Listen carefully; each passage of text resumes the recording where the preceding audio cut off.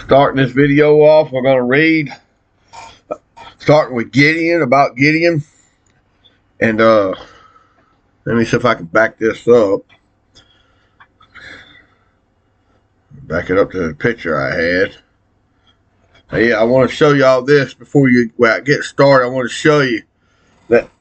First, I'm going to read it. It says, Ophrah, Ophrah, is also known as Ephraim or Ephron, which is would be in the territory of Ephraim or Shiloh or Shechem, somewhere in that territory. So just to let you know, there is some proof of it right there. All right, later. Now, we're going to go to, they're going to read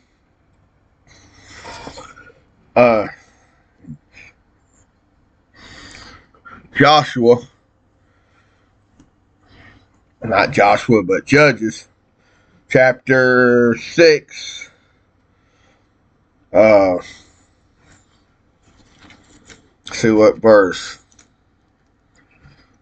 Let's see where I'm at. I'm right here.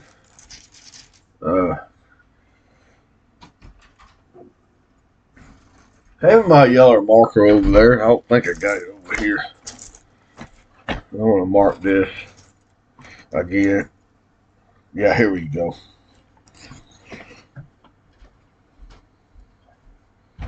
Well, yes, that's it.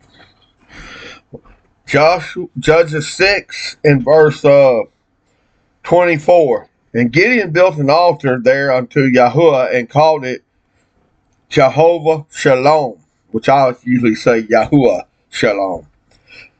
Unto this, it is there unto this day. Yet in Ophrah of the Abizites, where basically this is where he built that altar at, was in Ephraim. See, they changed the word from Ephraim to Ophrah, and I'm going to show y'all many places where I believe things were changed to throw you off from knowing where Ephraim is. And now we're going to go to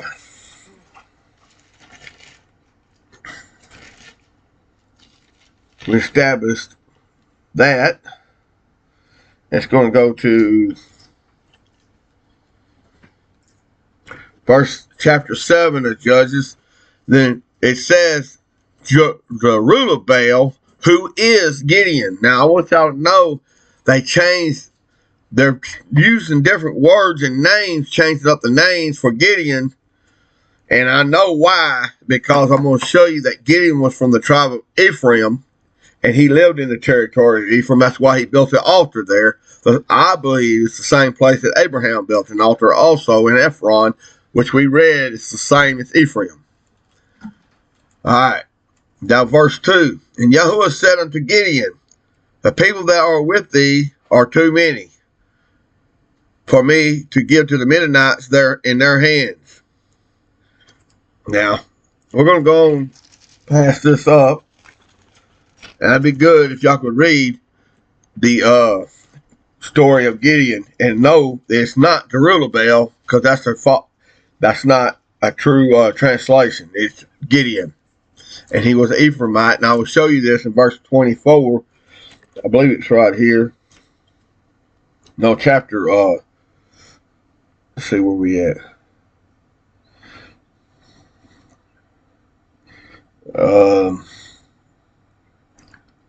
Anyway, we know the story of Gideon when they was going to war, and he told 300 men that lapped up water like dogs and everything.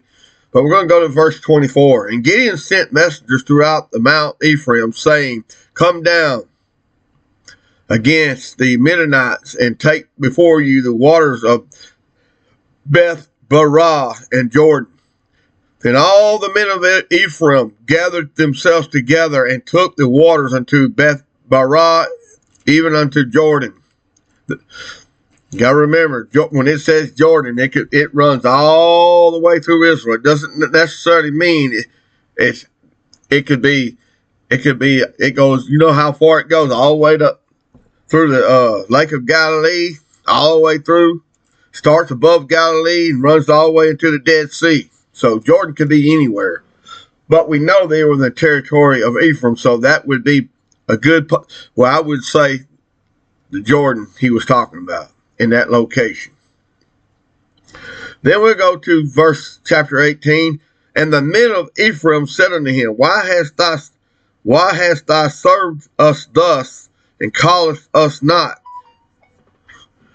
And when is to fight with the Mennonites, and they did chide with him sharply. And he said unto them,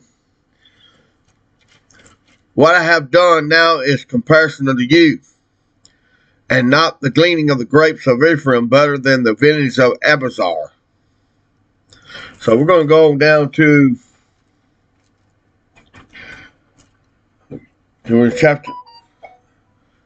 chapter 8. Hang on a minute. Oh, what happened, man?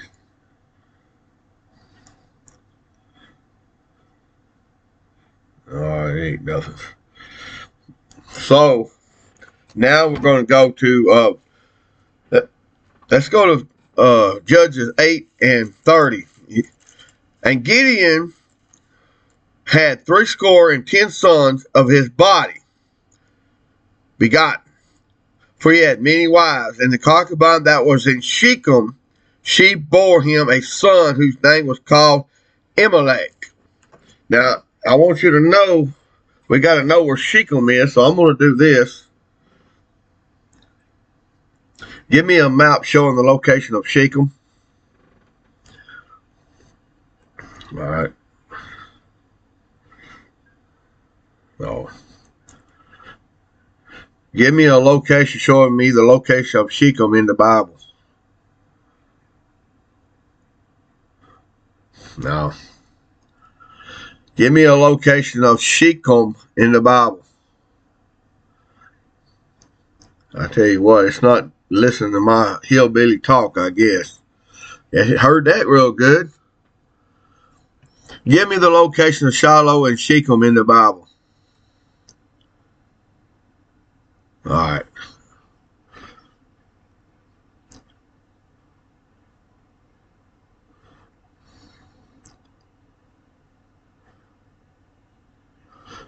Let's see where we at right here. That's not a very good map right there. Let's see what this one says.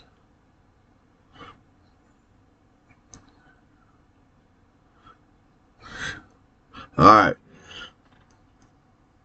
If you see there where the arrow is, that's going to be Shiloh. If you look above the arrow, it'll be Shechem. Now, we're talking about the location of Shechem. Nowhere near Jerusalem. Nowhere near Judah. 40, 50 miles away from there. So, let's get that straight right off the go. All right. Praise Yah. All right. So, now, I'm going to keep reading. In verse 27, chapter 8, he said, Gideon made a ephod thereof and put it in the city, even in Ophrah. Which we know what we read, showed you earlier, that Ophrah is the city, it's the territory of Ephraim and Shiloh. But they went whoring after it, which things became a snare unto Gideon and to his house, or his sons. And then we get down to verse 30. Gideon had 70 sons in his body begotten. He had many wives. And his concubine that was in Shechem, she bore him a son whose name was Amalek. Now, we would know that Amalek was from the bloodline of Shiloh, or Shechem, I should say, the territory of Shechem. But Gideon's son Joash died in good old age and buried him in the scepter of Joash, his father, in Ophrah, which is Ephraim. Ophrah is Ephraim. So, that's, pay attention to where these people were buried at. Then we're going to find out where King David was buried, and all the forefathers were buried also, except for the sons of Judah. They were buried in a different place. All right. So, Now we got, we're going to keep reading. Verse, we're going to go to verse, we're going to chapter 9 of Judges. And Amalek, the son of, it says Jerubbaal, but he's actually Gideon, because when we back up, we'll back it up, read it one more time for the sake of argument. Then Jerubbaal, who is Gideon, that's chapter 7, Judges 7 and 1. So why are they changing Gideon's name in the Bible to Jerubbaal? Anyway, I don't know, because he was a Baal worshiper or whatever, but still, we need to know this is Gideon. And it says, Amalek, the son of Gideon, went to Shechem and his mother's brothers, and communed with them, with all the family of the house of his mother's father, saying, Speak, pray you, in the ears of the men of Shechem. Now we know where the location of Shechem is. We have the map. Whether it be better for you that all the sons of Gideon, which it says Jerubbaal, which are, I believe they put Jerubbaal in there to try to throw people off the bloodline of Joseph, and also the bloodline of Gideon through Ephraim. 70 persons. And to prove that his sons were from the blood of Gideon, it says, they also, I am of your bone and of your flesh. And his mother, brethren, spake to him, them all the words of their heart inclined to follow Amalek, for they said, He is our brother. They gave him 70 pieces of silver out of the house of Bel-Berath, wherewith Amalek hired in vain light persons which followed him. All right, we're going to stop right there just for a second. I'll be right back. Okay, continue on. We're going to go to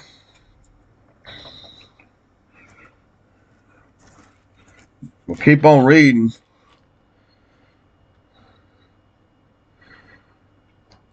Judges. We're going to go to verse 6 of Judges 9 and 5. What was that? That phone bell. Oh. Put it right here. Turn that off. Right. Yeah. Okay. Alright. Now, maybe that's why it was saying nothing earlier. The speaker, no, it wasn't. It was all the way up. Alright, we're going to go to Judges 9 and 5 and 6.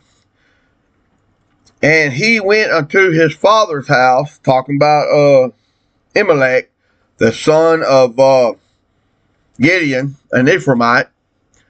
He says, he went to his father's house at Ophrah. Now, we done looked at the word Ophrah. It means Ephraim. So we can read it. He went to his father's house in Ephraim and slew his brethren, the sons of Gideon, being 70 persons, upon one stone, notwithstanding yet Jonathan, the youngest son of Gideon, or it says Jerubbaal, who's still Gideon, and all the men of Shechem gathered together, and all their house of Millo, and went and made Amalek king by the plain of the pillar that was in Shechem.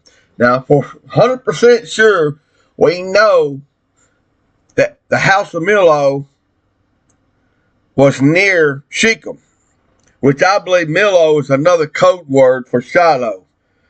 You can study this on your own, but we definitely know where Millo is. It's in the territory of Shechem and Ephraim. Because he just said above that he went to Ophrah, which is Ephraim, from Shechem. So that would be, more than likely, that's going to be Shiloh. And I believe they've changed the word from Millo from Shiloh to Millo to throw you off. And I believe it's the line pin of the scribes and Pharisees, but we're going to read on.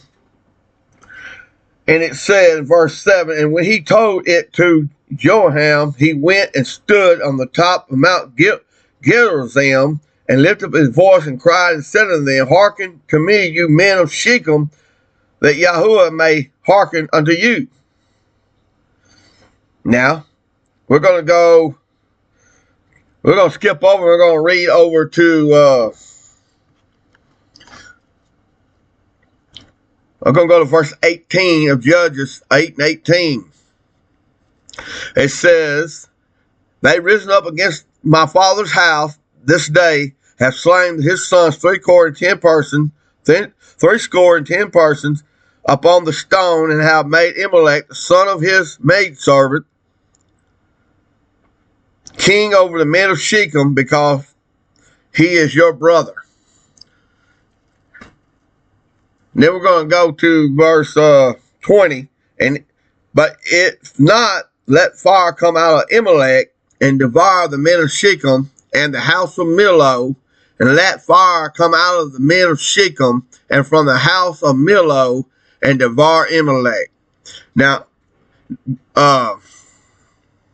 in verse 23, and Yahuwah sent an evil spirit between Amalek and the men of Shechem, and the men of Shechem dwelt treacherously with Amalek. And then we get down to verse 26.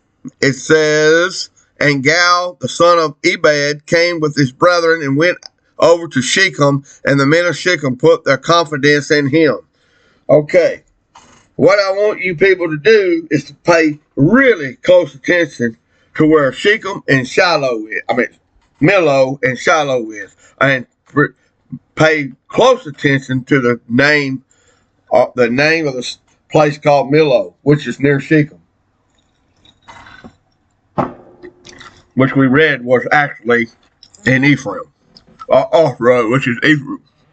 Okay. You might say, well, where am I going with all this? Well, if you can hang on a little bit, just a little bit, I believe I can show you a few things. I kind of want to just gradually go into this because it's so much to cover. And so we're going to go down to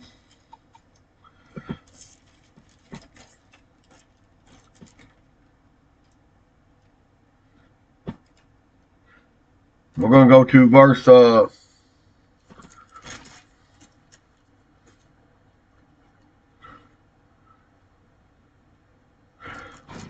we're going to Judges 10 and verse 1. After Amalek, there arose to defend Israel. Notice what it says, folks. Where is Israel at? It says Israel is in Shiloh and Shechem, in that territory, or Ephraim, because I'll read you the rest of it. And it says, the son of Dudu and the man of Issachar, and they dwelt in Samar in Mount Ephraim. They dwelt in Mount Ephraim. Then verse 9 of 10 says, moreover, the children of Armor passed over Jordan and fought to fight against Judah and against Benjamin and against the house of Ephraim, so that Israel was sore distressed.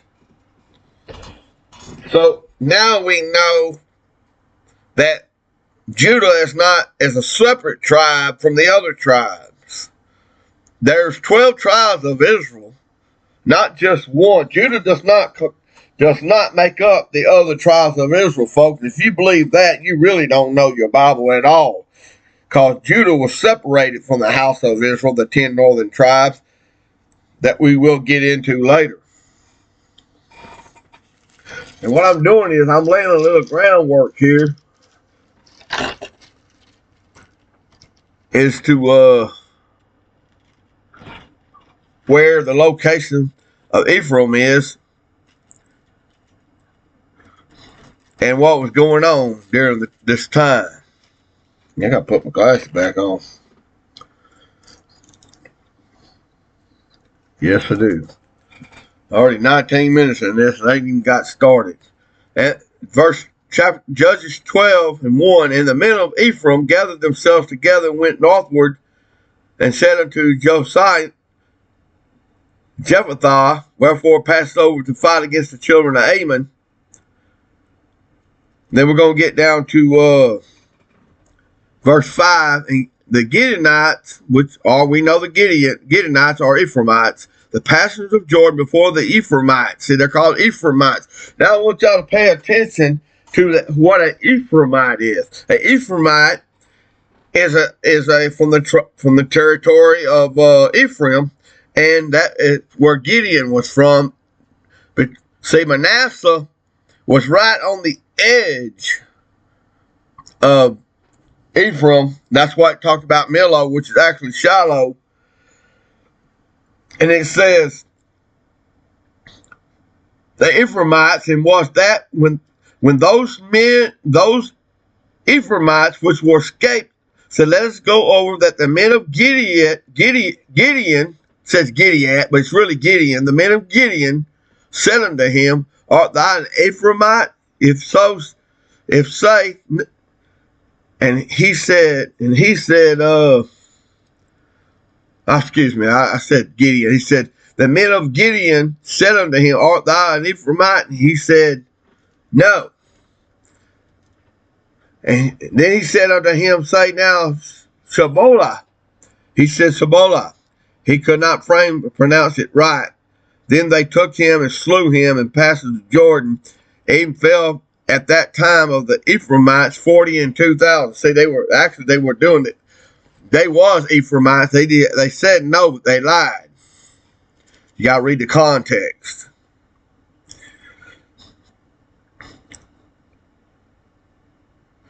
All right, we're going to go down to, now we're going to go to verse 10. He said, and after this, Ibzan, Bethlehem, judged Israel. The daughters. Now, this Bethlehem here, folks, it's not talking about Bethlehem, Judah at all. This, because he's talking about the territory of Ephraim here. Because we can read right here in verse 15 of 12 Judges. He said, and Adon, the son of Hillel, Parathonite, died and was buried in Perathon in the land of Ephraim in the mount of the Amalekites. Now, if you back up, we're going to back up to Genesis. Show you this other Bethlehem. I believe it's Genesis. We'll go to Genesis.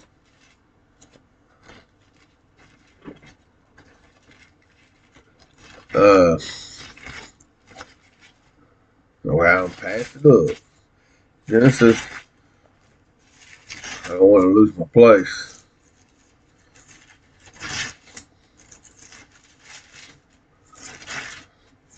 I should have that marked. No, I do. Alright. 38. Alright, here we go.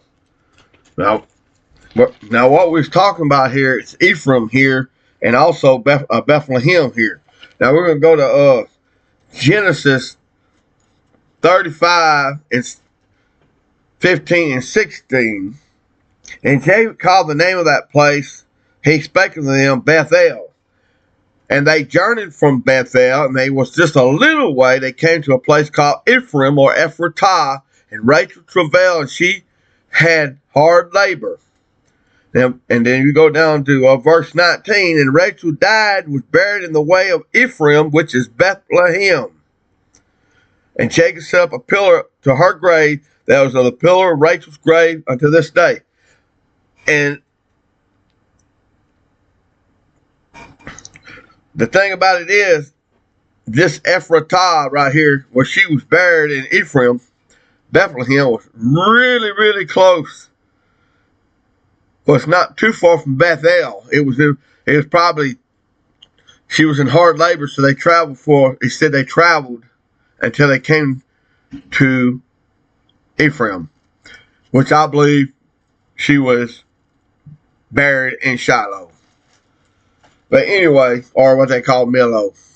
But we're going to keep on reading. We're going to go on down to keep going in Judges. We're going on a little journey in Judges. Now we're going to go to chapter 17. Just a few, not too far down the line, folks. Not too far down the line from Emelech. I don't know, maybe 10, 12 years or so, but maybe not even that far. And we're going to get down to chapter 17 of Judges. And there was a man in Mount Ephraim whose name was Micah. Now, where was Micah from, folks? He was from Mount Ephraim. But you'll get over here and read in other places where it would try to say that Micah was from Judah or Bethlehem, Judah, but that's impossible because it tells you in the first context of this chapter starting. You can go read it. It's actually, I'd like to show it to you if I could. Judges, let's see where we at. Let's see. I gotta find it first. Where we at? Yes, right there. See? Let's see where we at. I'm gonna put my finger by it, make sure I got it in the right place. Yeah, right there. See? Micah was from Mount Ephraim, not Mount Judah. Not no Bethlehem, Judah, because there was no Bethlehem during this time, Judah, because Judah hadn't even conquered and took the land to build a city called Bethlehem, Jerusalem. All right. We'll get into that later. Get me a little drink of this tea. And I'm going to put this on a little bit of a... So we're going to keep reading as a second witness. And we're going to go on down here to verse 8, 17 and 8 of Judges. And the man departed out of his city from Bethlehem. No, I'm sorry, excuse me. We're going to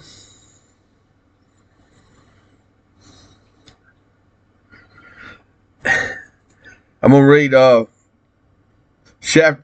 to read verse 7, and and they said there was a young man out of Bethlehem. It says Judah here, of the family of Judah, but if you read the context, no, it should say there was a young man from Bethlehem, Ephraim, who was of the family of Judah, who was a Levite, and he sojourned there. See, Judah was a Levite. See, y'all think that he came through the Messiah didn't come through the Levitical priesthood. See, Judah was a Levite. A lot of people don't know that. There it is right there. There's only two tribes that wasn't part of the Levite. And that was Manasseh and Joseph. If you don't believe that, go read it. Actually, I'll read it here in a little while. Now it says, then it said, verse 8, and the man departed out of the city from Bethlehem, should be Ephraim, to sojourn where he could find a place. He came to Mount Ephraim, the house of Micah, and he journeyed. See, he didn't come to the house of Judah, like it says there. He came to the house of Ephraim where Micah was. See, when you read the context of it, he sojourned there where Micah was. And I tell you that in verse 9, and Micah said unto him, whence comest thou? He said, I'm a Levite of Bethlehem, should say Shiloh. I go to sojourn where I may find a place. And Micah said unto him, dwell with me and be a father unto a priest. In those days there was no king. Verse chapter 18. We'll go to verse we're going to verse 2. And let's see where am I at. It says, go, verse 2 of 18 Judges. He said, go search the land, who when they came to Mount Ephraim, to the house of Micah, they lodged there. Who lodged there? Micah consecrated the Levite. The young man became his priest, and he was the house of Micah. he was in the house of Micah. Who was? Judah, one of the men of Judah. And that's why it says in verse, that's why it says right there, in Mount Ephraim, the house of Micah, they lodged there. When they were by the house of Micah, they knew the voice of the young man, the Levite, and they turned thither.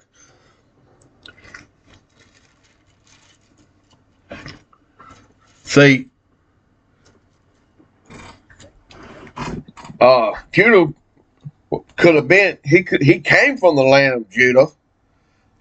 If even the land, I don't even think that the land, I know Joshua, so we haven't, in Joshua, when they began to take the land in Joshua, that there were seven sons that hadn't even yet took the land in Joshua's time, and one of them was Judah.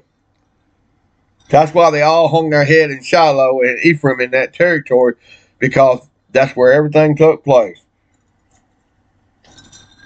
As a matter of fact, we're going to back up a little bit, go back to Joshua, and do a little investigating on that too.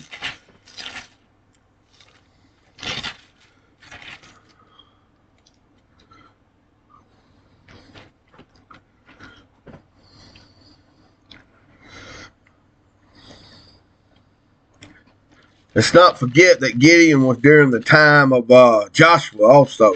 That's why it says over here in verse Joshua 10 and 9, Joshua therefore came unto them suddenly and went from Gilgal all night, and Yahuwah comforted them before Israel and slew them. The great slaughter of Gideon chased them on along the way.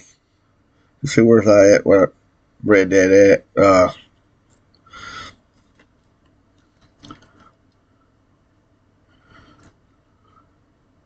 No, maybe I'm wrong on that one. Make sure I got that right. Yeah, that's right. Because we get on down, we're going to read over here. We're going to go to Joshua 11 and 23. And Joshua took the whole land according to all that Yahuwah said unto Moses, and Joshua gave for an inheritance unto Israel according to their divisions by their tribes, and the rest of the land rested from war.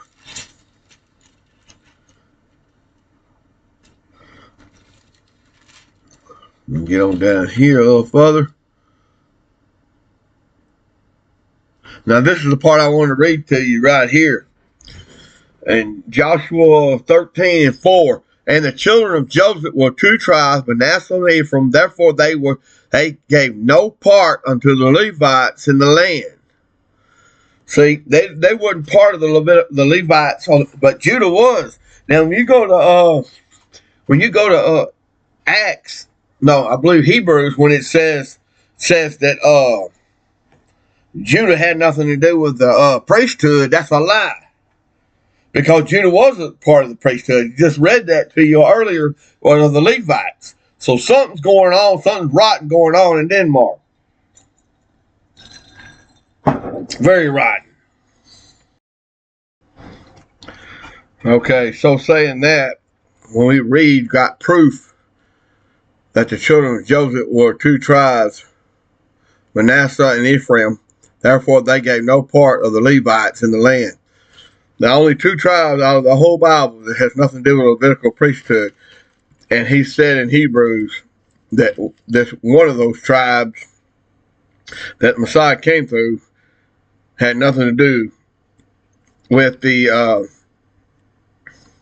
Levitical priesthood or the Levites, which I believe is Joseph. But anyway, we're going to keep on reading. Moving on, Joshua. We got to lay a little groundwork here before we get back into Judges. And it says in chapter 18, and the whole congregation of the children of Israel assembled together at Shiloh and set up the tabernacle of the congregation there.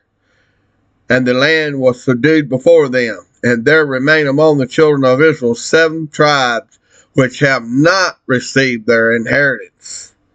And it mentions right in verse 5, and they are divided into 7 parts. Judah shall abide in their coast on the south, and the house of Jacob shall abide in the coast in the north, which would be Ephraim.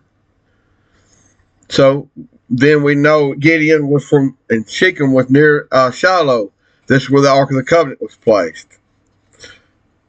Then, see what we see right here.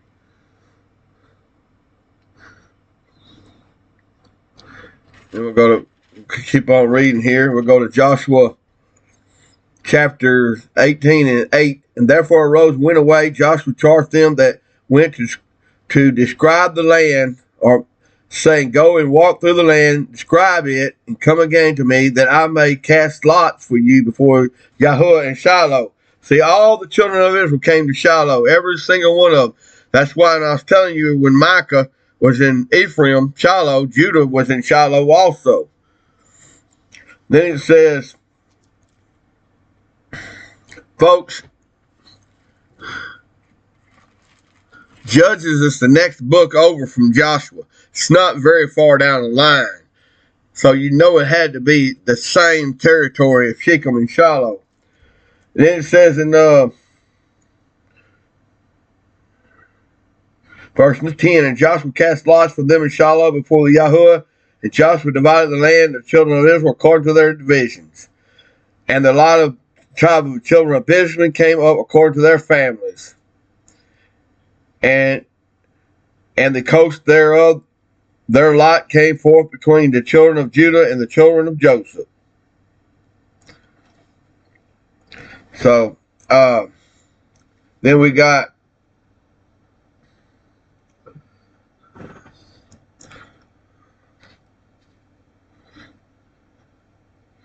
Simeon had their part with the children of Judah. They were in the same territory. That's why they are the largest tribe. They were basically 2 tribes together. And the second came forth to Simeon, even for the tribe of the children of Simeon, according to their families and their heritage within the inheritance of the children of Judah. All right, we're going to go on. We're going to keep reading.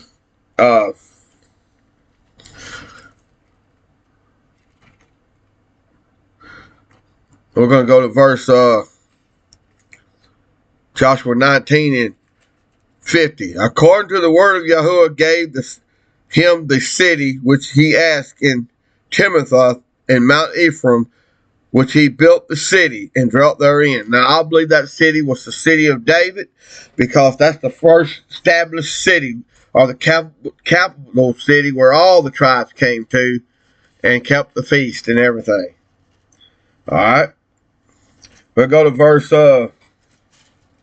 Joshua 19 and start with 51. These are the inheritance which Eleazar the priest, Joshua the son of Nun, and the heads of the fathers of the tribes of the children of Israel divided the inheritance of the lot of the land in Shiloh before Yahuwah, and all at the door of the tabernacle of the congregation. So they made end of dividing the country. Then we'll go to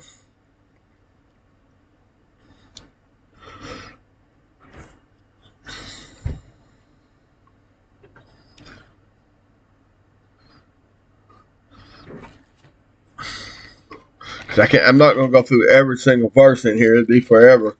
But we will go to a few more.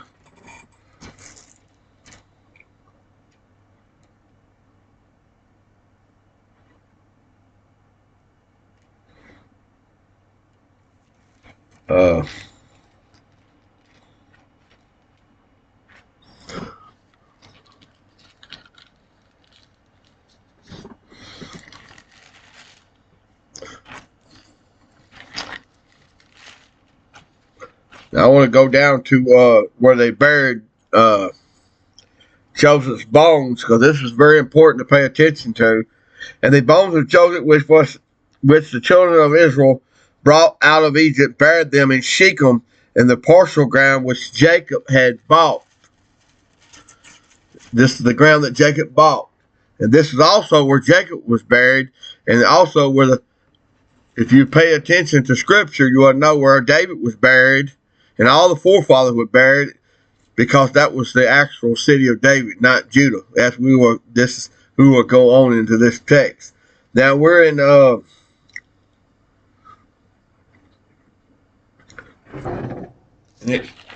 it says the bones of Joseph, which the children of Israel brought out of Egypt, buried them in Shechem, in the parcel ground that Jacob had bought of the sons of Hamor, the father of Shechem, for 100 pieces of silver. It became the inheritance of the children of Joseph. See, the inheritance. And all those that were in the inheritance of Joseph were buried in the same place Jacob and Joseph was buried, which would be in Shechem and Shiloh, that territory, or Ephraim, I should say. All right, now we're going to get back.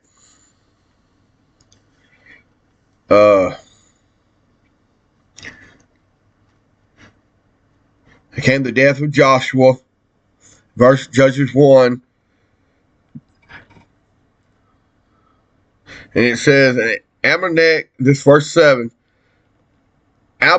Zek said, therefore 10 kings having their thumbs and their toes cut off, gathered their meat under the table and done Yahuwah equality. They brought him, it says Jerusalem here, and there he died. No, they didn't bring him to Jerusalem to be buried, because it would have brought him to the same place that Joseph was buried and the forefathers were buried.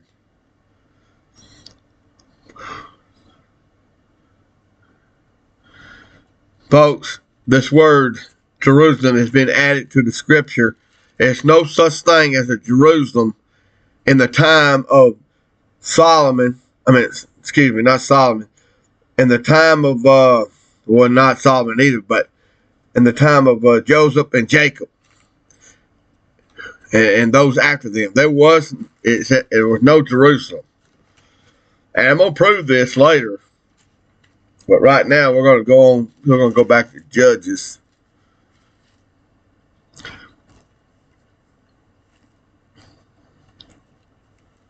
Now we're going to Judges 19. We'll start in 31.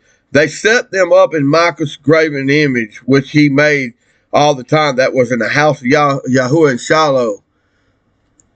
And it came to pass in those days, when there was no king in Israel, there was a certain Levite sojourning on the side of Mount Ephraim. We know who that was. He just said it. That was a man of Judah, who took him a concubine out of Bethlehem, says Judah. But no, it tells you, the context just told you above that, before that, he sojourned on the side of Mount Ephraim. Ephraim is nowhere around Judah, so they threw Judah in there, but it was Bethlehem, Ephratah, or Ephraim, as we read in Genesis, where Rachel was buried. Same place. So the translators got that completely wrong. Because we're going to go down here. They did the same thing in chapter Judges chapter 19 and 18. He said unto him, we are passing from Bethlehem, Judah, but that's toward the sides of Mount Ephraim. That's not true. What it was Bethlehem, Ephratah, towards the sides of Mount Ephraim. From thence I went to Bethlehem, says Judah. That's a lie. They was not in that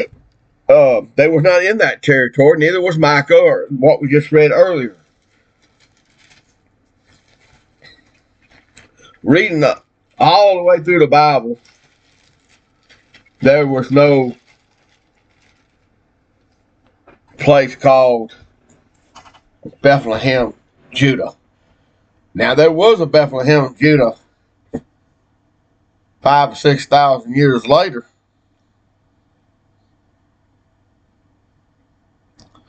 Yes, there was. Okay, now we're in Samuel, 1 Samuel, which is right out of Judges. We passed Ruth up, because I'm not going to go to Ruth, because not at this moment. I will, but we're going to go. But I do want to read the last part of Judges. It says in verse 19, 21 and 19, he said, behold, there was a feast of Yahuwah in Shiloh yearly in the place which is on the north side of Bethel, on the east side of the highway, before that goes be up from Bethel to Shechem and the south of Lebanon. Same place Rachel was buried. He left a little way out of Bethel. As it said, it was Shiloh where the yearly sacrifice would be, on the north side of Bethel.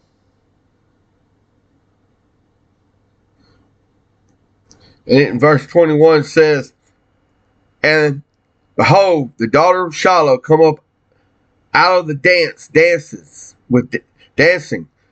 Come you out of the vineyard, catch you every man his wife of the daughters of Shiloh, and go to the land, then take them back to the land of Benjamin, which was right on the border, not too far from Shiloh.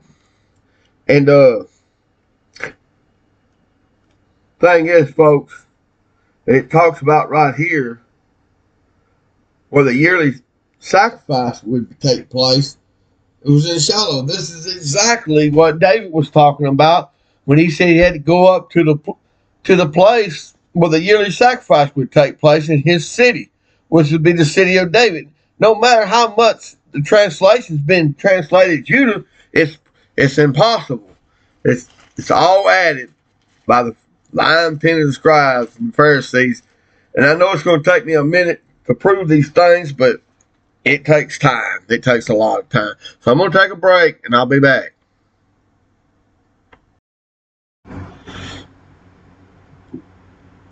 Okay, now we're in Ruth. And I want to read in verse 2 of Ruth 1. First of all, I want to read 1 because it's mistranslation. It got Judah in there. Bethlehem, Judah went to sojourn in Count Moab, he and his wife and 2 sons. And the name of the man was Elimelech, and the name of his wife was Naomi, and the name of his 2 sons were Milan and Chilion, Ephrathites of Bethlehem, Judah. No, it was Bethlehem Ephratah, not Judah. That's a lie. Because I'm gonna, matter of fact, I think we can back up. Let's go back to Judges again. We'll go to Judges 8. It says in chapter 9, he said, Elimelech, the son of Gideon, went to Shechem unto his mother's brethren.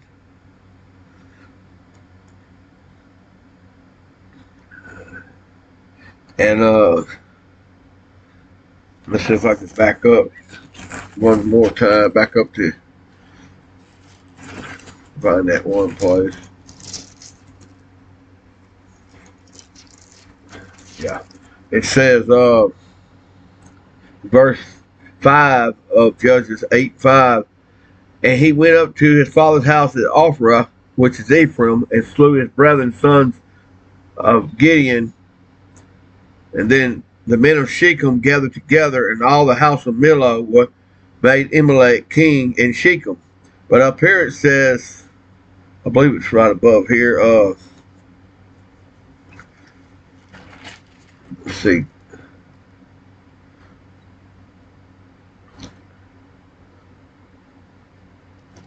Yeah, there we go. Now we're gonna keep reading this.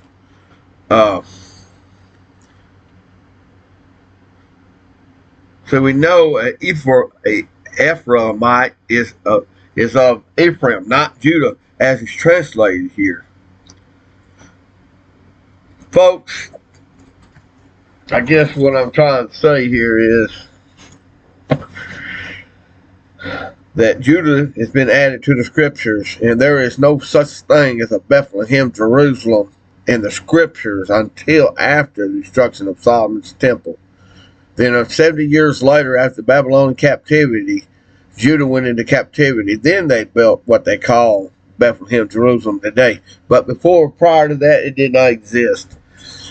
It did not exist. And I'm going to go to that. if we could some way establish that Amalek is an Ephraimite, not a Judite, then we would know that Boaz was the kinsman or the brother of Amalek, as it says in the scriptures. And we're going to go down here. Ruth will read right down here in verse 11 of Ruth. It says, verse 11, chapter 4 and verse 11. And all the people that were in the gate, the elders said, we are witness that Yahuwah made the woman that is come from the house of Rachel like Leah, which both two separate houses basically built the house of Israel, and do worthily in Ephratah and famous in Bethlehem. See, Ephratah, Ephraim. That is where Rachel was from. Leah was from Judah. Okay? And then I'm going to say this to prove to you people 100% that the house of Judah is not all 12 tribes. For one thing, Leah's son was Judah, and the three other brothers also. But the sons of Rachel, Jacob's beloved wife, was Joseph and Benjamin. Is this not a fact? So how can Judah make up the other tribes when they had different mothers, as did some of the other concubine tribes made up some of the other tribes, proving that they're all that they had different mothers, concubine mothers. Leah was a mother. She was tricked. Actually, Jacob was tricked into marrying her. It wasn't the wife he loved. It was Rachel he loved, and that's why he put Joseph above the other sons, and they were jealous over Joseph because he was the beloved son from the beloved wife, the chosen son, the one that Messiah's true bloodline came through. Hallelujah. Okay, now we're going to go ahead and read, going down here, Samuel. Now I want to read you this. Verse 1. Now there was a certain man, a Ramathah of Zoezim, from Mount Ephraim, whose name was Econani, the son of Rehoboam, the son of Lahu, the son of Tohu, the son of Zup, an Ephrathite. Now where was this Ephrathite from? He was from Ephraim. Now what did he call, what was,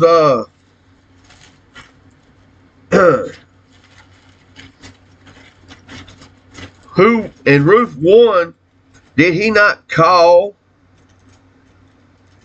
Amalek an Ephrathite? Over here in Samuel 1, he said of Mount Ephraim, an Ephrathite. Then it goes on in verse 3, and then in verse 2, and he had two wives.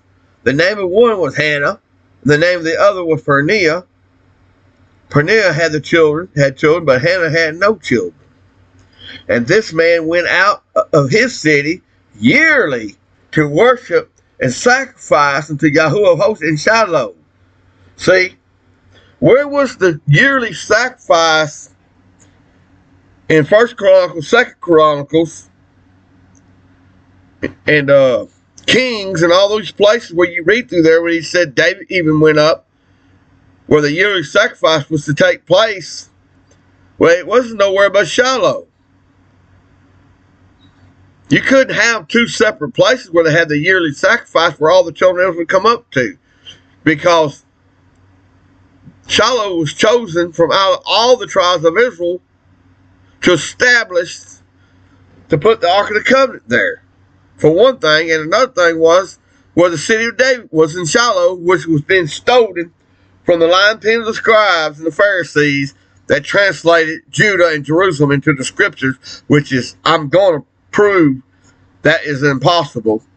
When I'm done with this, you might want to recollect your thoughts on what the spirit of Antichrist really is. This Judaizing spirit. All right, now let's read. Then it says they worship Yahuwah yearly out of his city. Why did it say his city? The city of David. That's why. That's where the city of David would be established.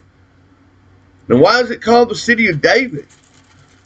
Because when you go back to Joshua, I believe it's Joshua. Let's see.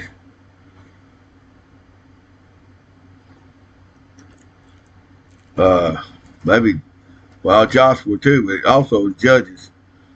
I'm going to go to,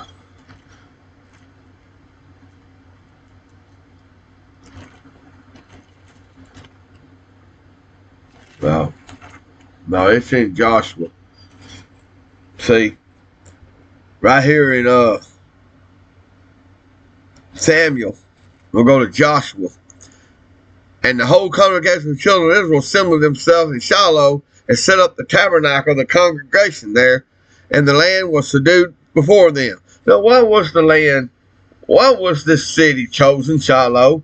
Why was it chosen to put the Ark of the Covenant there? Then we get over here and it said the yearly sacrifice was to be in Shiloh, in Samuel, same place, same location, where the tabernacle was set up. Now, how could there be a Bethlehem, Judah, where the Ark of the Covenant would be placed when we know that's impossible? And of course, you read back there in Genesis, it's talked about a Jerusalem, Bethlehem, Jerusalem, and all that. That's impossible. Okay, now we're going to go to, I'm going to try to turn this computer back this way a little bit. I'm trying to go slow, but we're going to read on. Then it says in verse 7 of Samuel, and he did not, as he did, so year by year, he went up to the house of Yahuwah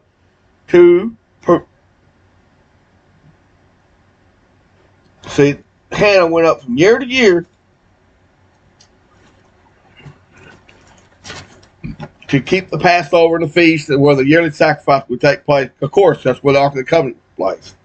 We'll get there later. Then it says in verse 9, and Hannah rose up after they had eaten in Shiloh and after they had drank.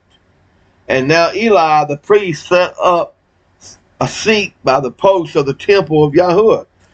There's a post there. Why is there a post there? I think I've heard of a post of Solomon, right?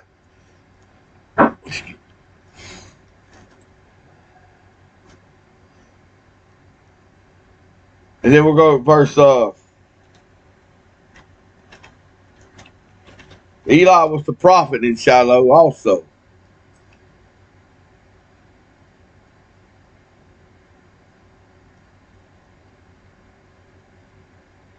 You remember Hannah couldn't get pregnant. She couldn't get pregnant. Since now we know, verse 3 of Samuel, chapter 1, the yearly sacrifice was in Shiloh. Then we can know when we're reading through the scriptures in 1 Chronicles, 2 Chronicles, and all those places, when it talked about the yearly sacrifice, where his name was placed at the first, we know it was in Shiloh. That's where his name was placed. There was no Jerusalem in the Bible, in the scriptures. I'm telling you, this King James is going to turn out to be the most corrupt Bible you ever knew. And then all your other translations are they feed off the King James anyway. They may come up put the sacred name in it or whatever, but they still keep the other in there because they don't have the understanding or don't want it. They're hung up on those things. But anyway, we're going to go ahead and read. So we know Hannah, Economy, I believe, was a son of Jerusalem, an Ephrathite. Now we know Jesse, David's father, was an Ephrathite, even though they got translated Bethlehem, Judah afterwards. But it couldn't be Jesse an Ephrathite, just like Joab. As I can see, yeah, Joram was the son of Elihu, the Ephrathite, and we know it's from Ephraim because he said of Mount Ephraim in chapter 1. So if Jesse was an Ephrathite, he would have been from Mount Ephraim also. It's just not correct. All right, now we're going to go to verse 24. And when she had weaned Samuel, she took him up with her and 3 bullocks, an ephah of flour, and a bottle of wine, and brought him into the house of Yahuwah in Shiloh, and that child was young. He was, I believe, then we're going to read verse 21. Verse 21 of Samuel, verse 21, 1 and 21. And the man of Elkanah and all his house went up, offered unto Yahuwah in the yearly sacrifice and his vows.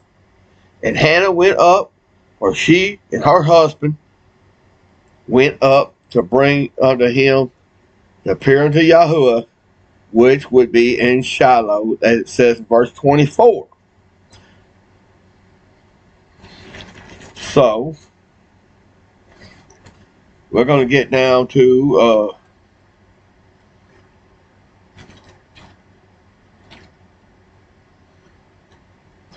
if you're going to go to verse Samuel 2 and 19. Moreover, his mother made him a little coat, just like Joseph made Jacob made a coat for Joseph. Here he is doing the same thing. And brought it to him from year to year when she came up with her husband to offer up the yearly sacrifice.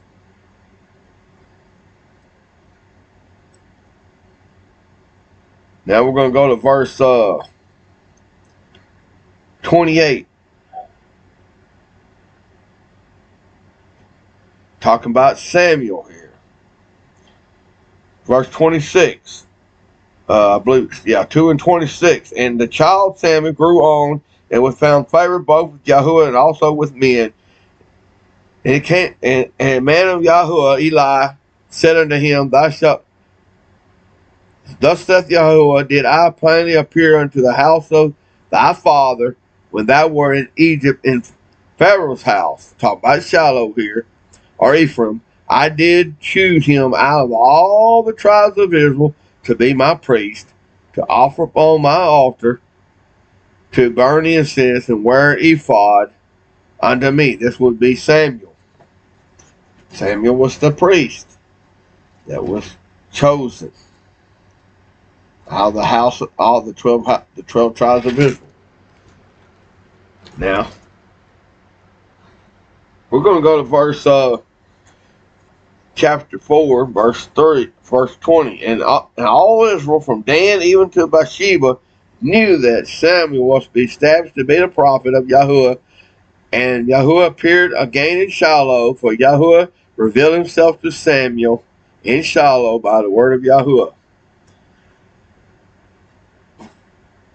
And then we'll go to verse Samuel 4:3. And the people were come unto the camp of the elders of Israel, let us fetch the ark of the covenant out of Shiloh.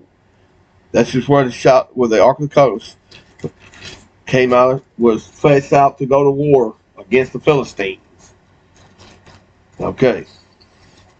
Still, we know that where the Ark of the Covenant was placed in Shiloh, not Jerusalem. There was no Jerusalem.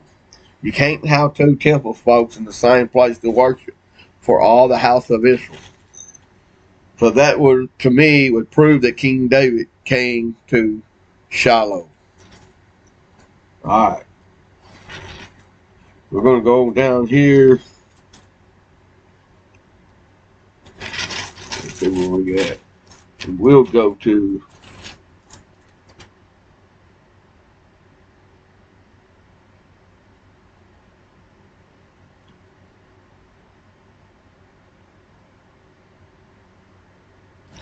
we're going to go to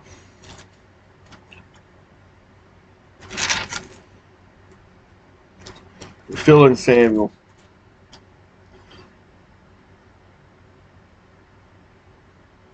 We're going to 1 Samuel 11 and 14. And said Samuel to the people, come, let us go to Gilgal and renew the kingdom there. And all the people went to Gilgal, and there made Saul king before Yahuwah in Gilgal, which is still in the territory of Ephraim. And there the sacrifices and pieces offering before Yahuwah, there Saul and all the men of Israel rejoiced greatly. After Saul became king.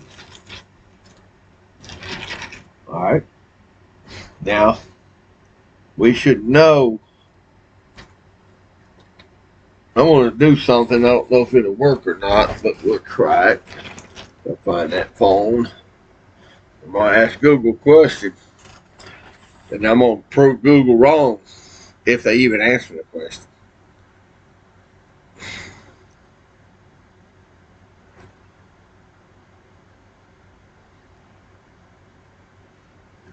Did King David live during the time of Shiloh?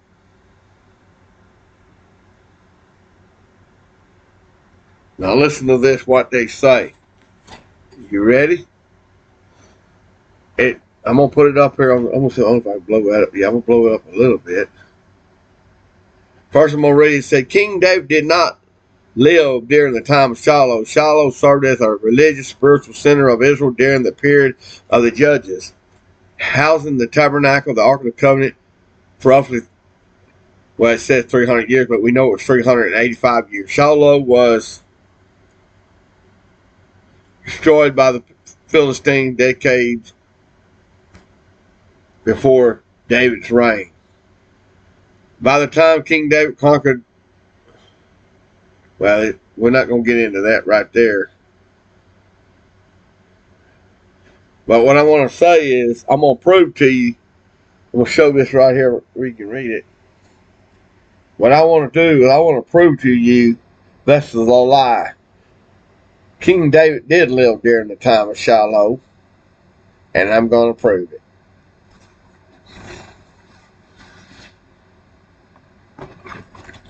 First of all, we know Samuel anointed not David, but Saul to be king while he was still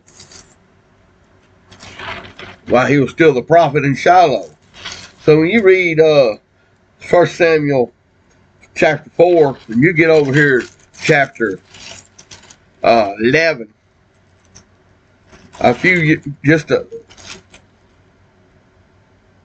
just a few years later, in chapter 8, and he said, here we go. Saul's father was lost, and Kish and Saul's son, take now the servants, arise and seek the asses, and pass through Mount Ephraim, and pass through the land of Shalishah, but found them not. Then they passed through the land of Shalem, which is still Shechem, and they was not there either. Okay.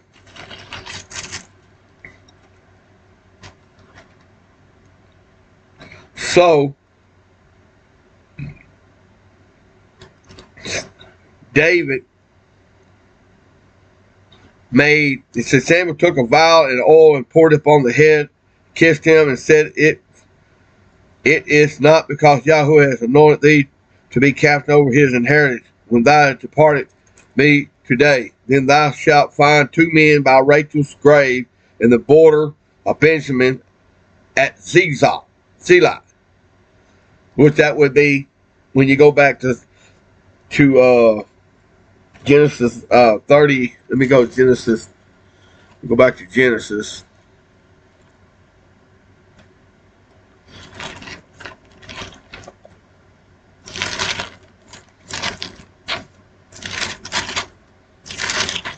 I think it's Genesis 38.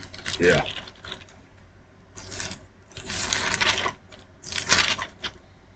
It might be a little further down the line than I thought it was. Yeah. Anyway, 48, 47. Here it is. And for as for me, when I came from Paneram, Rachel died by me in the land of Canaan in the way which yet was just a little way that came unto Ephraim, and buried her there in the way of Ephratah, which is the same as Bethlehem. See, that's where Benjamin was that's where later on Benjamin gets the territory of Benjamin, but it all started where in Ephraim, and that's why it says verse 13, and Joseph took them both, Ephraim in his right hand, and toward Israel his left hand, Manasseh his right hand. In other words, Ephraim, it tells you right there plainly that Ephraim is Ephraim. Can't get out of it, folks. Now we're going to go to now when it said that David on Google did not live during the time of Shiloh is a blatant lie, because we know Samuel was anointed king in Shiloh, prophet in Shiloh, and that's where the Ark of the Covenant was placed. And we're going to go, and we're going to read, see where we at. We're going to chapter 14 of 1 Samuel. It says that, this is where it said, it came to pass upon the day that Jonathan, the son of Saul, said unto them, his father. Then it goes on down. We're talking about Jonathan. And it says, the son of Ichabod's brother. This is verse 3 of chapter 14. He said, Eli, the son of Eli, Yahuwah's priest in Shiloh, wearing their ephod, and the people knew not that Jonathan was gone.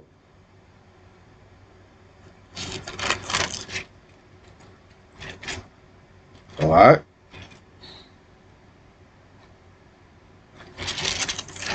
Let me back this up a little bit. First, we'll go to Samuel 12 and 20. Samuel said unto the people, fear not, have I not done this wickedness? Say, this is chapter 12. Samuel and was a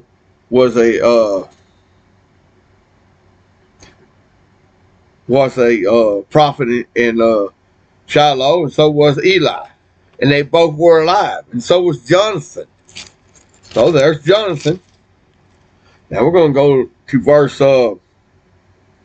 17 and 14, and he said to Saul and to the people that were with him, number now and see, you have gone from us.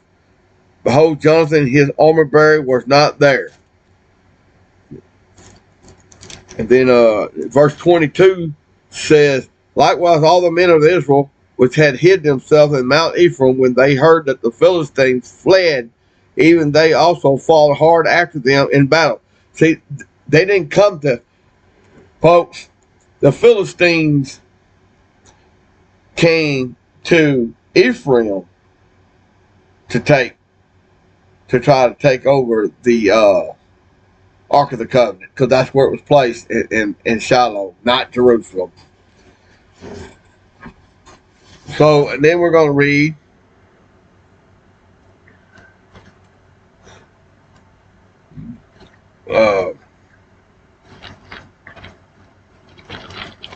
going to keep going. We'll go to verse 14 and 41. Let's see. No, not. I'm sorry, not there.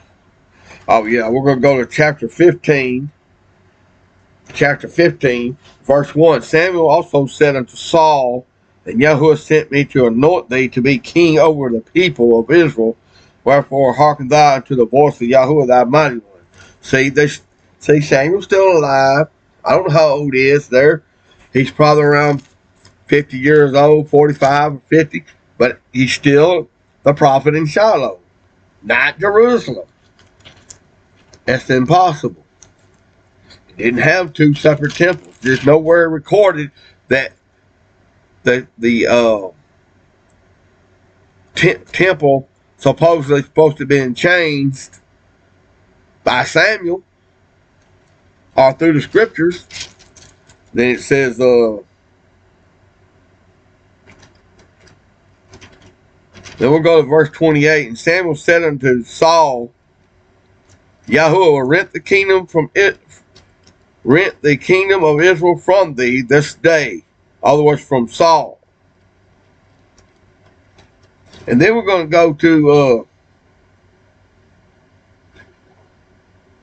verse 16, chapter 16 of Samuel. Just a couple days down the road. And we'll go to verse 34 of 15 first. He said, Samuel went to Ramah, and Saul went up to his house in Gilboa of Saul. Samuel came no more to see Saul until the day of his death. In other words, Samuel was still alive while Saul was killed. And I would go to verse 16. And Yahuwah said unto Samuel, how long wilt thou mourn for Saul, seeing I rejected him from reigning over Israel?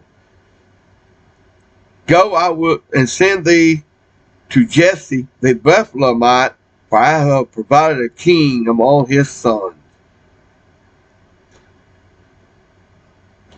Now, one place it calls Jesse an Ephraimite. And I think I can find that right here. Here it is. Now David was the son of an Ephraimite of Bethlehem. It says Judah, but that's false.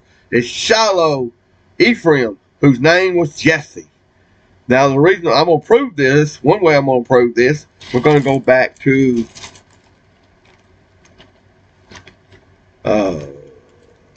Judges. It's one place. We can go to many places, but we're going to go to Judges because that's what I'm familiar with. Judges, not just Judges, but we're going to Judges first. He said, Amalek, the son of Gideon, went to Shechem. His mother's brothers communed with him.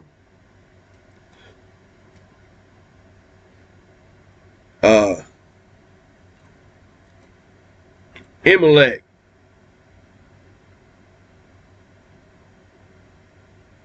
went up to his father's house in Ephraim and showed his brother.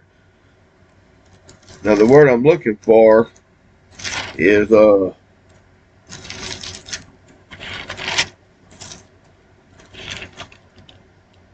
I find it. I know Ephraimite. Go to, I don't remember where it was exactly. It might have been Joshua.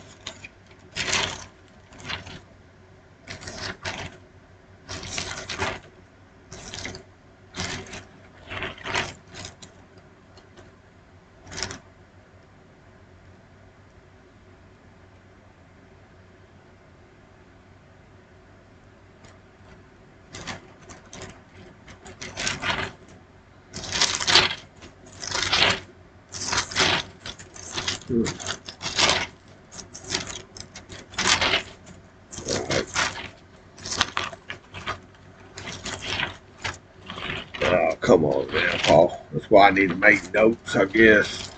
Anyway, I'm gonna go back to my storyline here. And he said,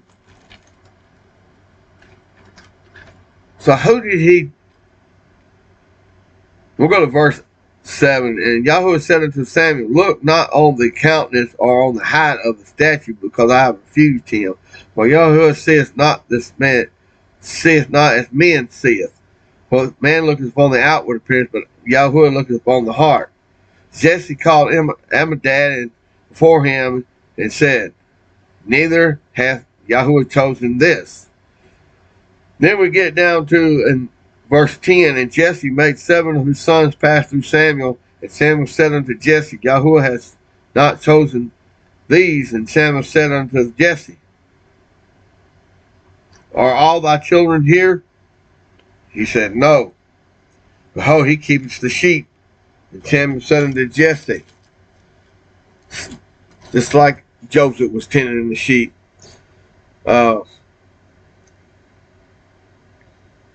He brought in, he said, send him, fetch him, for we will sit down until he's come hither. And he sent and brought him in. He was ruddy, with all beautiful countenance, goodly to look upon. Yahuwah said, arise, anoint him, for this is he. And Samuel took the oil and anointed him in the midst of his brethren, and the spirit of Yahuwah came upon David from that day forward. Okay, so David, now according to this, David didn't live during the time of Shiloh. And it says that David didn't live during the time of Shiloh. That's a lie. So you can't believe Google, because Google will lie to you too. So who controls Google? Come on folks, who controls all the line, pen, the scribes? Of course. David was alive during the time of the Ark of the Covenant of Shiloh. David was only, what? How old was David when he was anointed king? 7, let's see, let's ask Google that. Google will tell us. How old was King David when he was anointed king?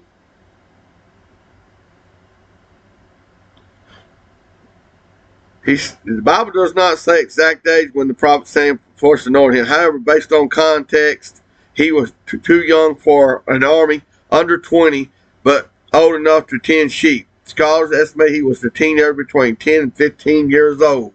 And there you go. I'm going to put it right there where you can read it. So you telling me that King David, this had nothing to do. King David was alive during the time of Shiloh. He was alive during the time of Samuel and the prophets and Saul and Jonathan. And he was only 15 years old at the max, he said. And so he didn't take over. He didn't go. There was no Jerusalem during the time of King David to take over and conquer. As a matter of fact, there never was. But we'll get into that one later. Praise Yahuwah. Hallelujah. I'm going to take a little break. We'll pause for a second. I'll be right back, folks. So we have a serious problem here, folks. We know verse 12 said David was the son of the Ephrathite. He didn't say the son of Judite, did he? So Jesse, I know it says Bethlehem, Judah, but that's just the way they translated, folks. It's a false translation. It's impossible, because there was no Bethlehem, Judah during the time of Samuel and David, where the Ark of the Covenant was placed in Shiloh. This proves this was the first temple. David was alive with same time Samuel, Saul, Jonathan, and we know he said he was 15 years old. He was still around. He was born 15 years prior to Samuel even anointing him king. So then we know that he lived during the time when, even probably before the Philistines even took the Ark of the Covenant out of Shiloh for a little while, which it was brought back later. Okay. Now,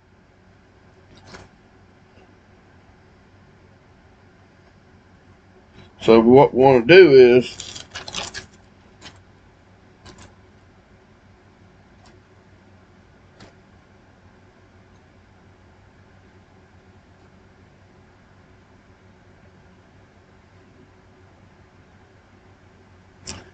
and I do know, folks, it's translated Jerusalem all the way through the Bible, from Genesis to Revelation. But this is the whole point of this here Bible study, to prove to you, without a doubt, there was no Jerusalem or temple called Jerusalem during the time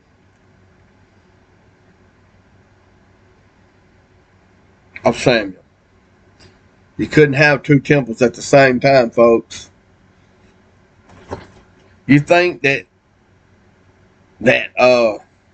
Samuel was from Ramah, and he would travel, and all the tribes of Israel that was around the capital city of Shiloh would travel all the way to Judah, all the way down to Jerusalem, what they call Jerusalem today,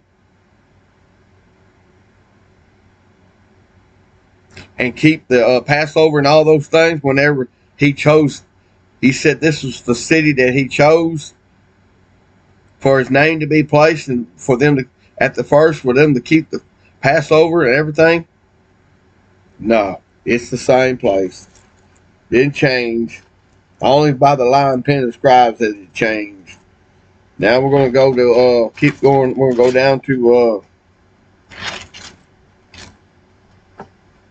we're going to go to 1 Samuel 20 and 6. This is, and 5. Actually, we'll start with verse 4.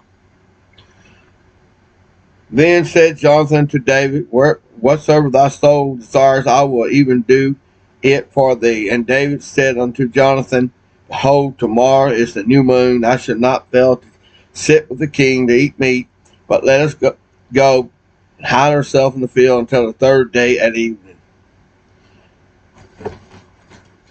And if thy father at all miss, saying, David earnestly asked leave of me, that he might run to Bethlehem, his city, where the yearly sacrifice for all the family. Now, folks, I'm going to go read a couple of little places here. First, I'm going to go to 1 Samuel 1:3. Remember 1 Samuel 1:3? 1:3. And it says, talking about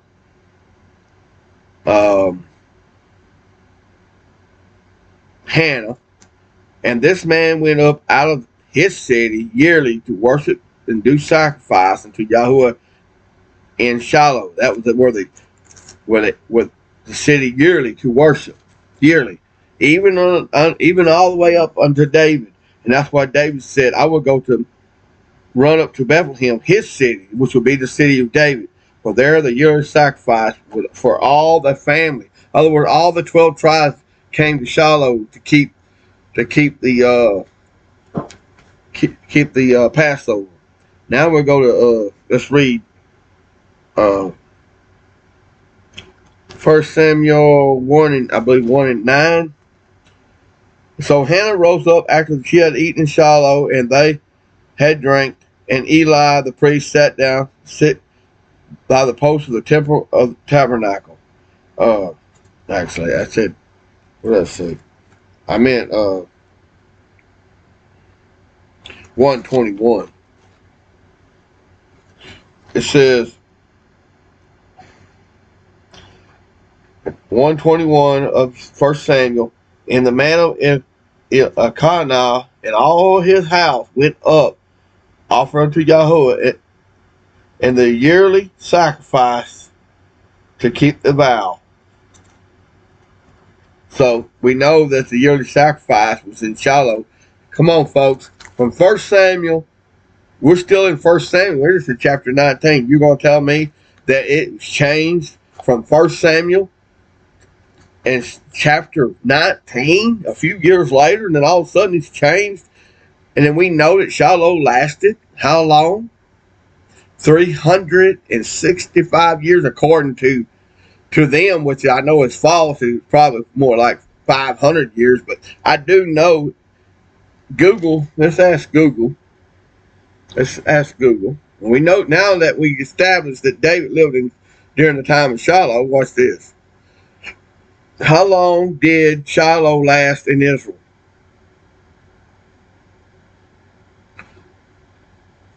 I'll read it first. It says, according to yes, Jewish Talmud sources, which I do not trust, the tabernacle, Ark of the Covenant, remained in the biblical city of Shiloh for 369 years. Nearly 400 years. So if Samuel was anointed prophet in 1 Samuel, and there's 400 years, they can back up all the way to Joshua when the temple started, and we can do a little figuring, can't we? But I'll leave that up to you. I hope some things are kicking in your gearbox right now. Now we're going to go to, oh yeah, I got another verse to read. Judges, let's see, 21, I think 21:19. We'll go all the way back to Judges. Could go to Joshua because it says it Joshua too, but we'll go to Judges. That's close enough. What did I say? Judges 21. I didn't even know there was Judges 21. Yes, there is. 21. Yeah, here we go. 21:19. Then said, behold, there is a feast of Yahuwah in Shiloh yearly in the place which is on the north side of Bethel, on the east side of the highway that goes from Bethel to Shechem, on the south of Lebanon. That would be Shiloh, folks, because it tells you in verse 21, see, behold, the daughters of Shiloh come out and dance. That's Shiloh. That even gives you the location where the yearly sacrifice takes place. So we're going to keep reading. This video is already an hour and 32 minutes. I'm going to have to make a second one, I guess.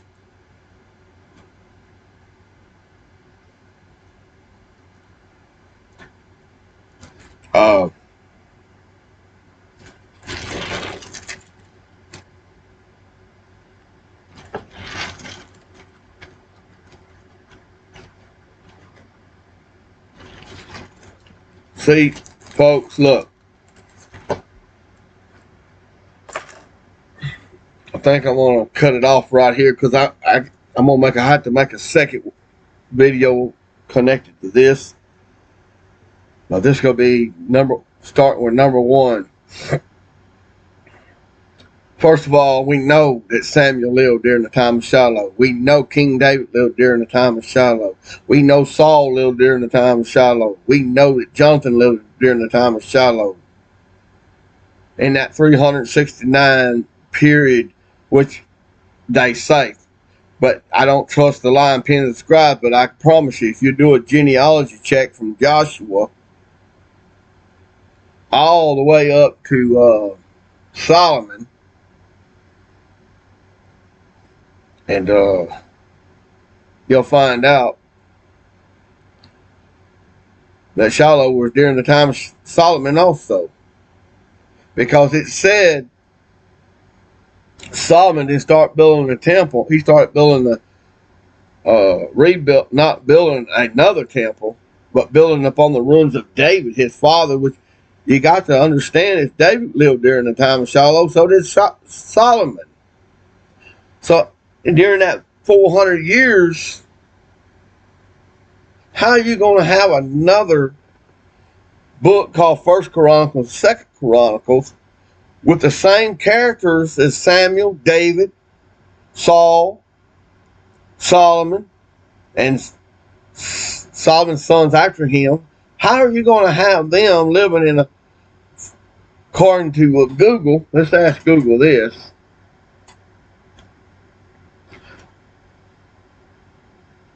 Google, how long did Jerusalem last during the time of Samuel?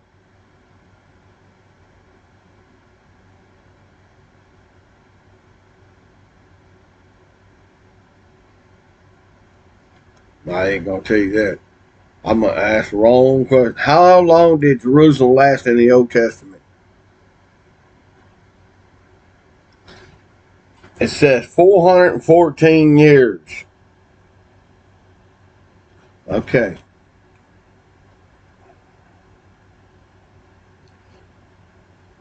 Was King David during the time of First Chronicles and Second Chronicles? I asked him a question. Did King David live during the historical time of the First Chronicles and Second Chronicles? He said, yes, King David lived during the historical time. Now, there you go. I want you to read it.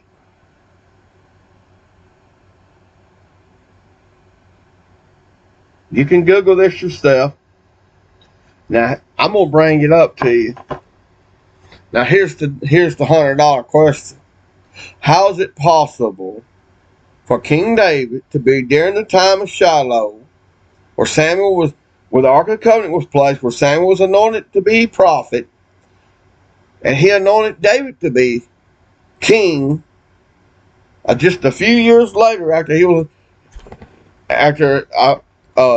probably 20 or 30 years later that he anointed King David after Saul was rejected being king during the time of Shiloh, or during the time of during that 369 years they say. Now, how can there be a 400 years of Shiloh with King David? Well, I start with Joshua. Well, actually, we'll start with Samuel. Okay, start with Samuel.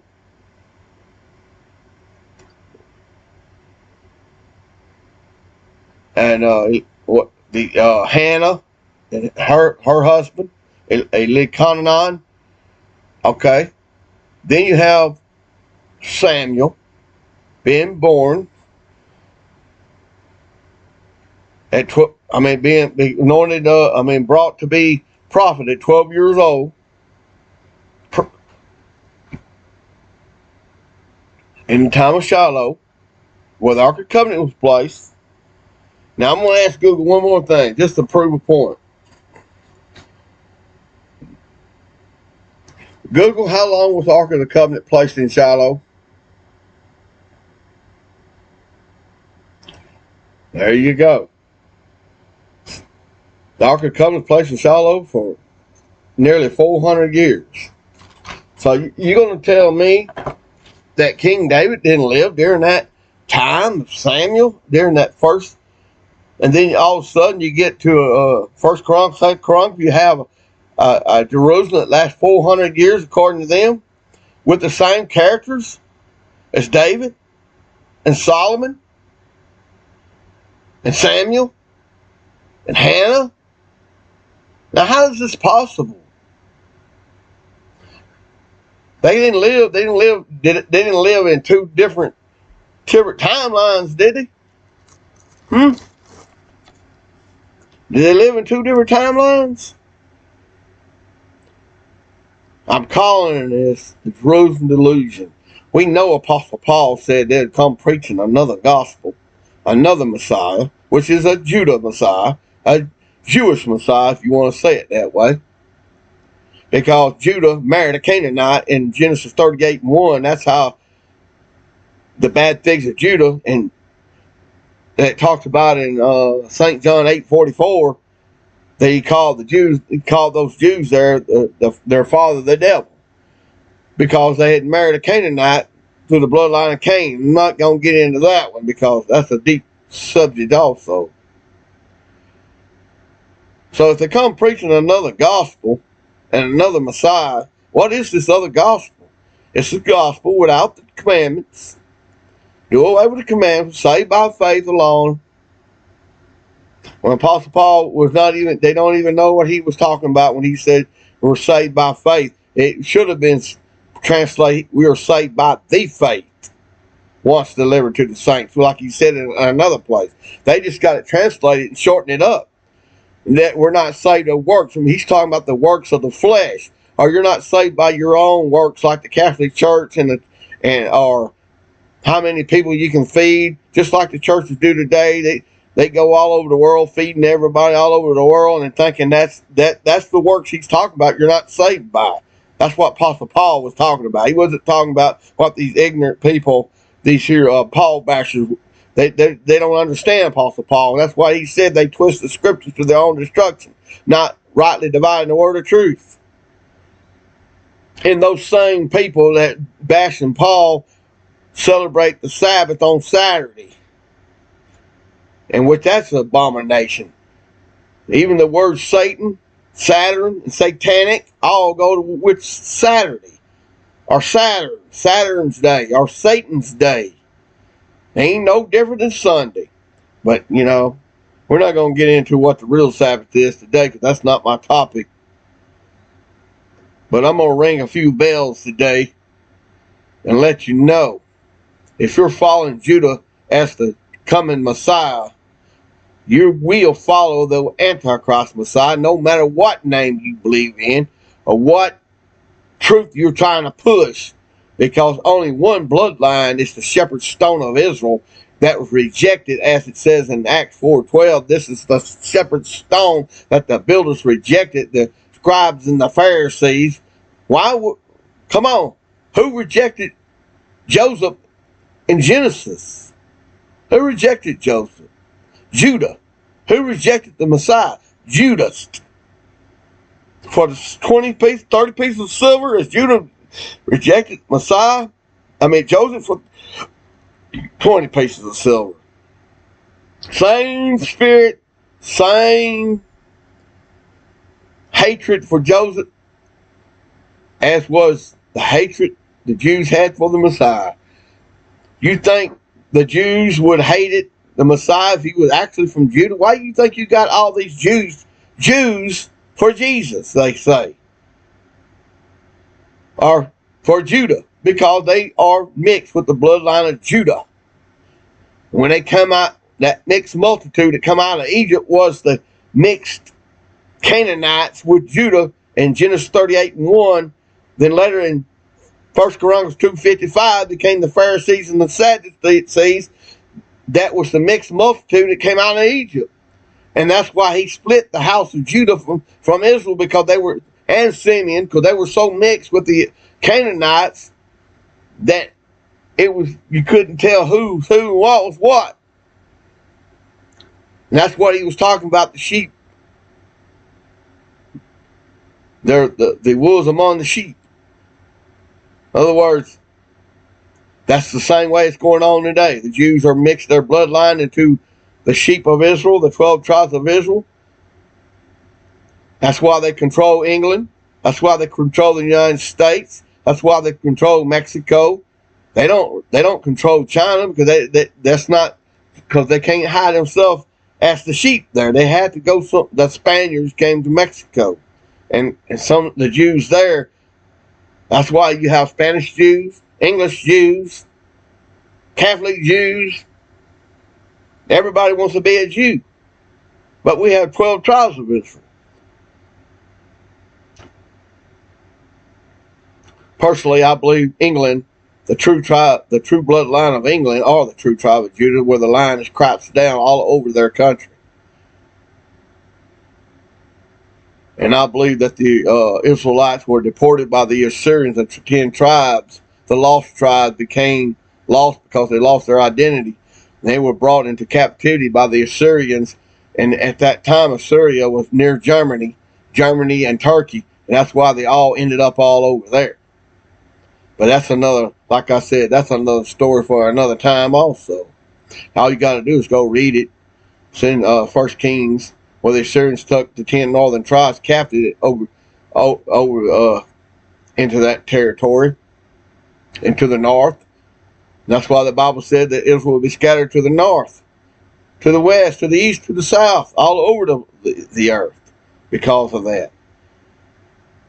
I guess it prophesied Joseph And Manasseh will become a multitude of nations, multitude of people.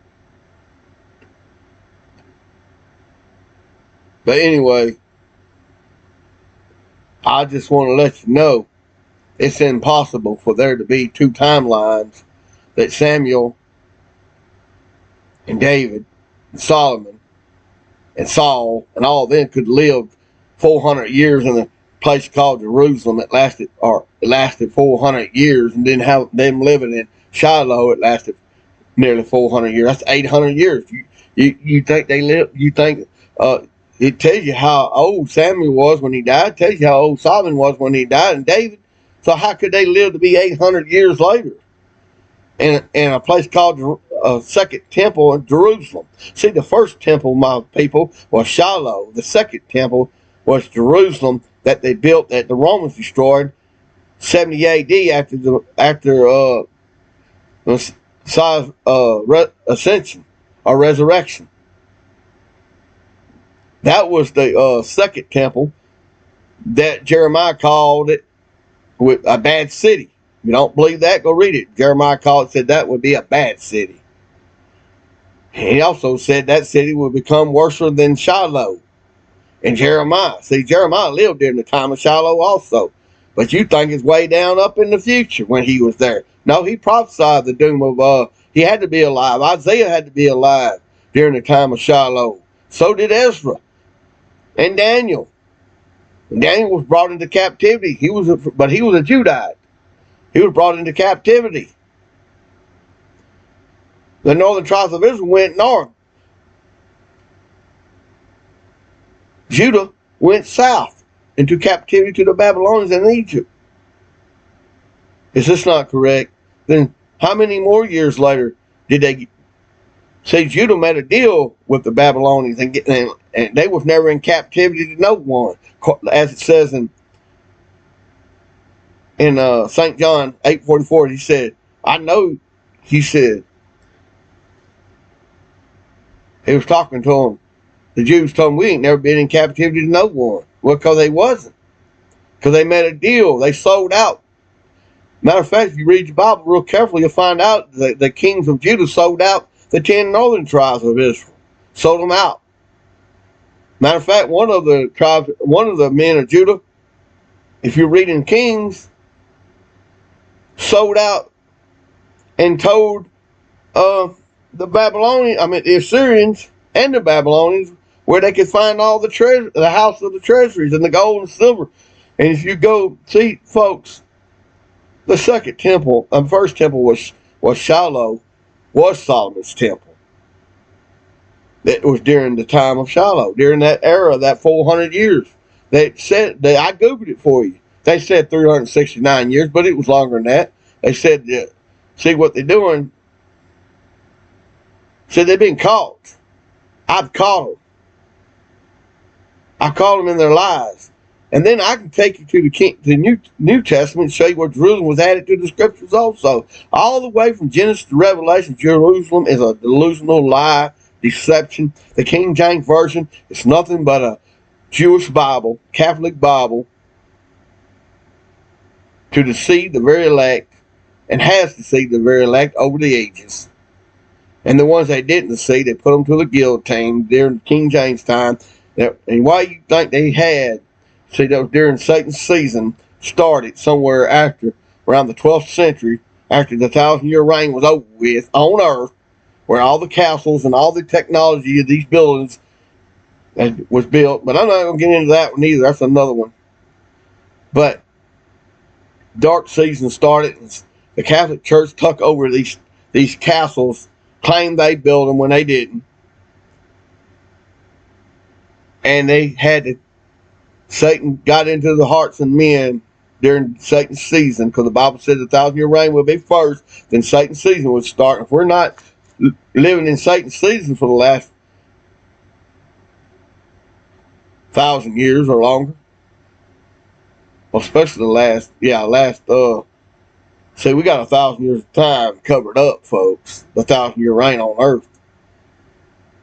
And that dark season started, and that's when the Catholic Church made its reign and had go to the books of mortars how many what, 90 million believers were took to the guillotine. Why did they want to kill all of them for?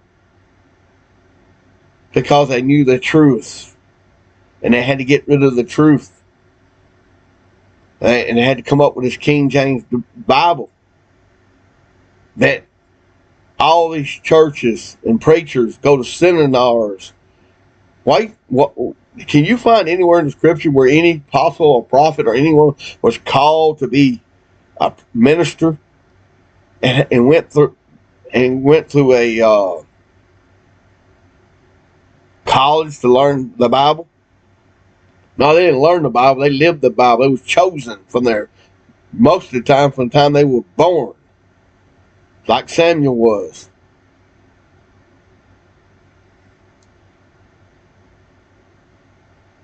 See, Satan wants to. He come up with his schemes, his lies. He told the prophets to learn the law of Yah and teach them the laws of the Yah. What is these preachers doing today? They go to college to teach lies, to tell you that we don't have to keep the commandments and the laws anymore, because they got this corrupt King James Version Bible and not rightly dividing the word of truth, because it has been altered, messed with, and changed for the reason to control the sheep, to make you believe that Judah is the bloodline of our Messiah, when that's the further from the truth that ever was, that Joseph is the only birthright son. He is the birthright son, the shepherd's stone of Israel, that was rejected out of the scriptures, as it says. And there's the way. Very few that find this path. But I'm here. I've dug for 35 years, and I've been studying on this. I'm not even touched the tip of the iceberg on this, folks. So I want to make this video. I'm gonna stop it here. And here in a few minutes, I do use the name of Yahuwah, because I know that the name of Jesus is not his real name. It ain't old enough to be his real name. It did not exist during the time of the apostles or the prophets. There ain't no way possible that sound or that name existed. It did not exist. That's a modern 1611 King James Catholic introduction.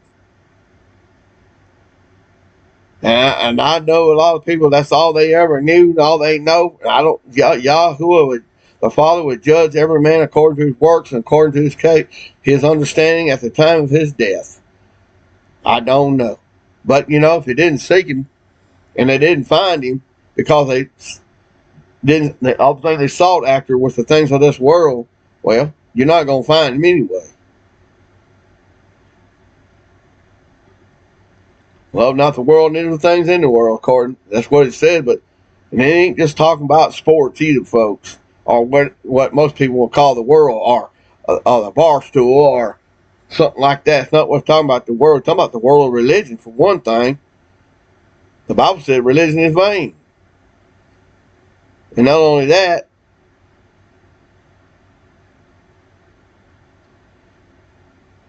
it's the preachers that are deceiving everybody, folks, because if the blind are blind, then they're going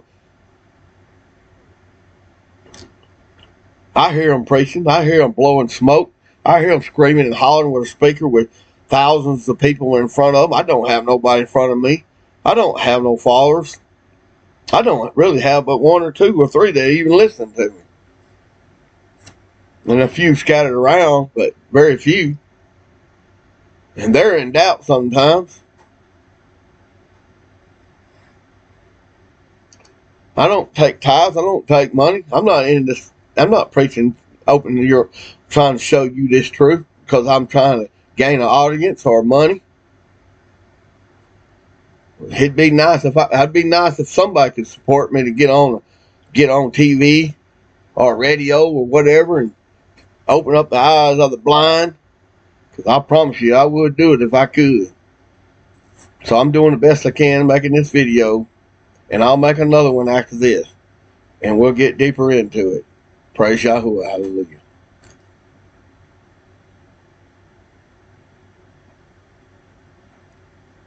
All right. How do I stop this thing?